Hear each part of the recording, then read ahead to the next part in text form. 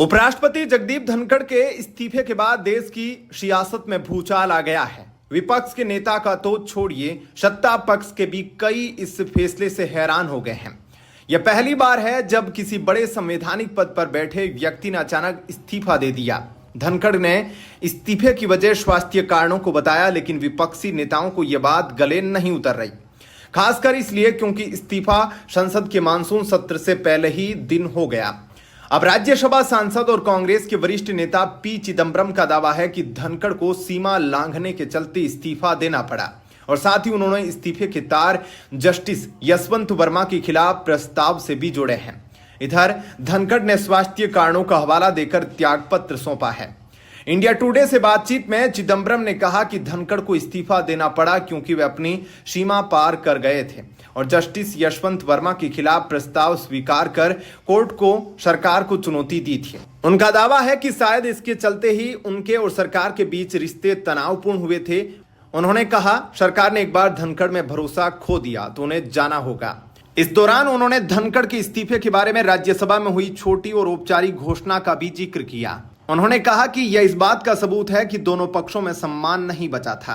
कांग्रेस नेता ने कहा, उपसभापति ने उपराष्ट्रपति पद से रिक्त होने की छोटी और औपचारिक घोषणा राज्यसभा में की और कहा कि शेड्यूल की घोषणा बाद में की जाएगी।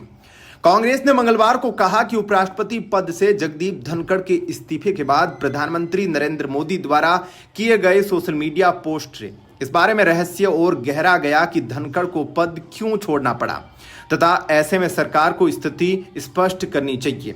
मुख्य विपक्षी दल ने यह भी कहा कि धनखड़ के इस्तीफा देने के पीछे उनके द्वारा बताए गए स्वास्थ्य कारणों के अलावा कोई और अधिक गहरा कारण है। धनखड़ का कार्यकाल अगस्त 2027 तक था।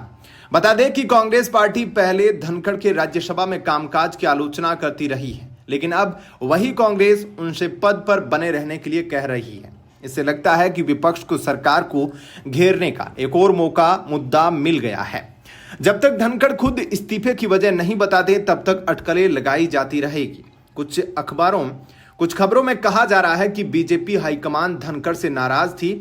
नाराजगी की वजह यह थी कि धनखड़ ने हाईकोर्ट के जज यशवंत वर्मा के खिलाफ एक प्रस्ताव को मंजूरी दे दी थी।